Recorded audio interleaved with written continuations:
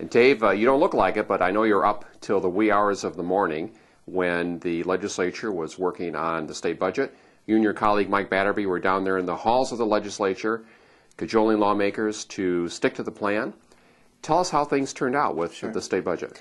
Well, it's been a long couple of days. There's no question about that. It's actually been a long couple of months. But last night, or actually early this morning, the state was able to get a continuation budget passed, which basically means that we could be right back where we're at now in the next month. So we were there, obviously, with a message of make the tough decisions on the cuts, basically because we feel that if those decisions aren't made, there's going to be a push to gain more revenue.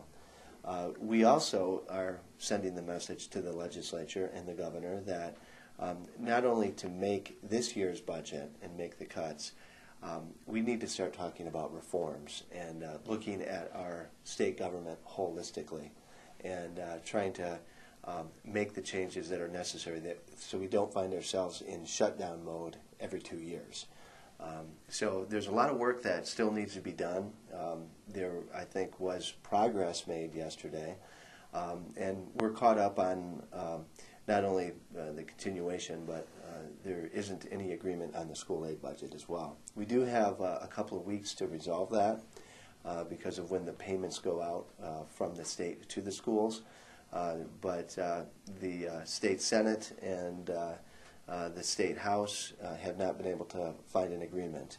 The State Senate proposed what we would consider a fairly modest cut to the K-12 budget, which was over the across the board about a 2.9% cut. Some districts are affected a little differently from that, which it could be maybe up to 4% in some areas.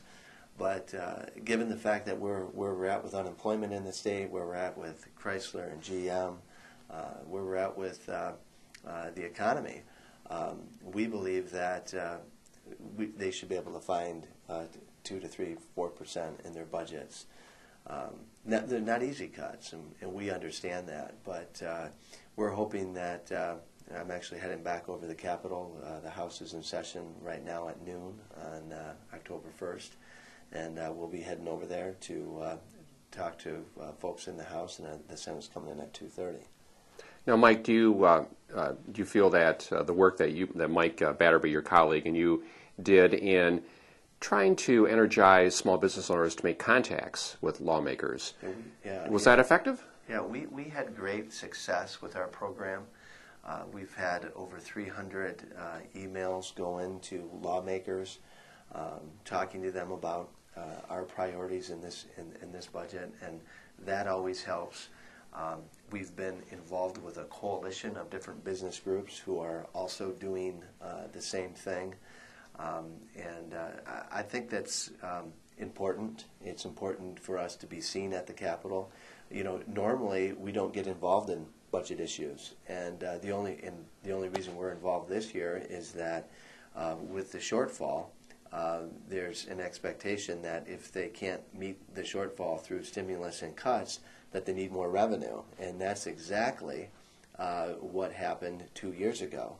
So we find ourselves in a position that we don't necessarily want to be in. We would rather not be down at the Capitol being involved in the state's budget, but given the fact of the shortfall, given the fact that the revenues could be a part of the solution, increased revenues, we see that as the wrong direction for our state to go in.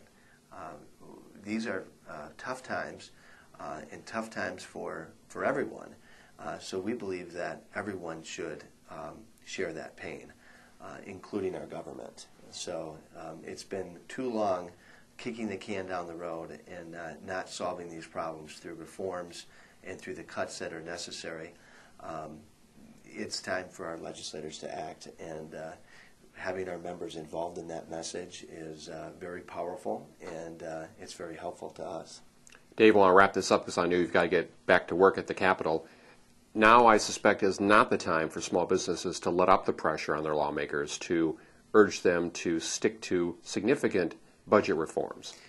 No question, and this continuation budget is a continuation of our fight down at the Capitol. And we're sorry that we have to bother our members and say, take time out of your busy day. We know that you're trying to make ends meet yourselves, and you're trying to make a living and for your family and for your employees. But we are asking our members to take a little time out of your day if you can, and send the emails out, make the calls if you have personal relationships with your lawmakers, to get in contact with them. This is, if you were, I've said this, I know you've heard me say this a few times, that if you were ever going to be involved in your state government, this is the time. So we encourage people to get out there and contact your lawmaker. Dave Palsrok is Vice President of Government Relations for the Small Business Association of Michigan. Thanks a lot for joining us, Dave. Thank you. I'm Michael Rogers. Thanks a lot for watching.